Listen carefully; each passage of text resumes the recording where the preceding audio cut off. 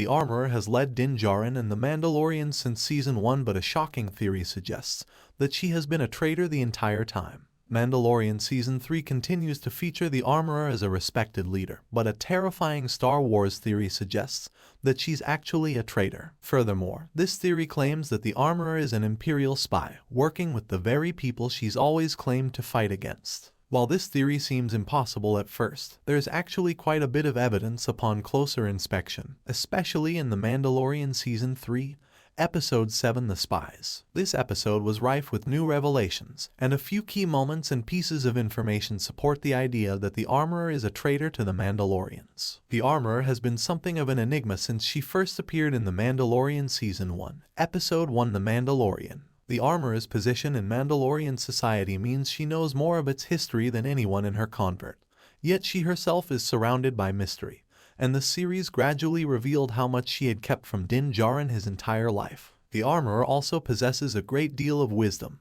guiding characters on their path, but her answers often seem strange to her own people. Perhaps there's more to the Armorer's behavior than meets the eye, and she's secretly been sabotaging the Mandalorians for the Empire. The covert and Imperial remnant have always been close. Right from the Mandalorian's first episode, the Armorer and her covert have been close to the Imperial remnant. It seems convenient that she hid her people on Navarro, the same place Moff Gideon had his remnant base. Having Imperials right outside their door would give the Mandalorians extra incentive to stay hidden and listen to the Armorer, and make them open to attack if they ever decided to cause trouble. Kaz Vizsla was right to call out Din Djarin for working with the same empire that wiped out their people, yet the Armorer did not criticize him, as she was more than happy to take the Imperial Beskar. Din Djarin disrupted the covert secrecy by saving Grogu, and the Mandalorians came to his aid, perhaps on the Armorer's orders. Her being an Imperial spy would explain how she managed to survive the stormtroopers hunting them down, despite the fact that she stayed behind afterward and was taking her sweet time cleaning up the remains while being left alone. She did have to defend herself against Gideon's stormtroopers, which could mean that Gideon himself is the only one who knows of her treachery. The covert having lived on Concordia and being spared during the Night of 1,000 Tears is also noteworthy. The Armorer led the Mandalorians into a trap. The Armorer also changed her mind about working with other Mandalorian tribes, but this may have been to lead them into a trap. She allowed Bo-Katan Kryze to remove her helmet and bring all Mandalorians together, but as Moff Gideon put it, this gathered them in one place. When the Mandalorians set off for the Great Forge, the Armorer conveniently found an excuse to leave before they went in. The moment the Mandalorians set foot inside, they were ambushed by Gideon's new stormtroopers, then baited into a trap. Gideon was also aware of the Mandalorian fleet, despite the planet interfering with comms, meaning someone on the surface had to tell him. The Armorer and Moff Gideon share the same style of Mandalorian armor. If the Armorer really is a traitor, then that raises why she would betray her clan, and Moff Gideon's new Mandalorian armor may provide the answer. The Armorer and Gideon both have spikes on their helmets, which could mean they served under Maul together during the Clone Wars, and previously Death Watch before that.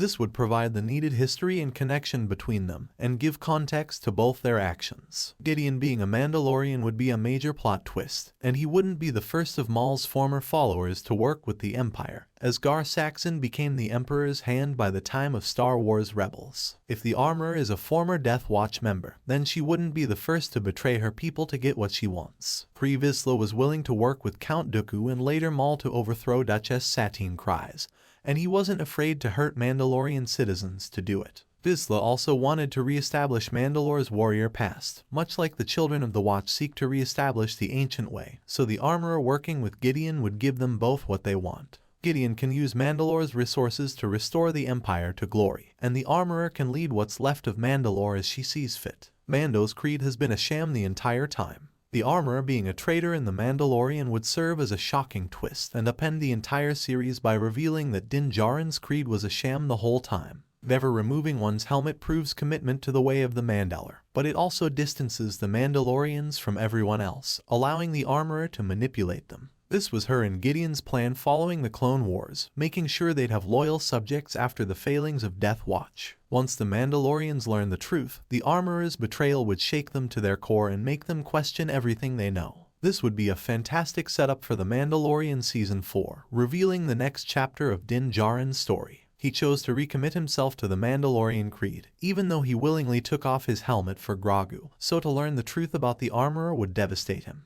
Even if the Mandalorians succeed in retaking their home planet, many of them won't know what to believe anymore, forcing Din Djarin to grow for the sake of his clan. For now, the armorer being a traitor is still a theory, but the Mandalorian Season 3 finale may very well confirm her betrayal and give the Mandalorians their biggest challenge yet. If you enjoyed this video, give it a thumbs up and share it with your friends so we can keep making them. For more videos like this, hit the subscribe button and remember to click on the notification bell.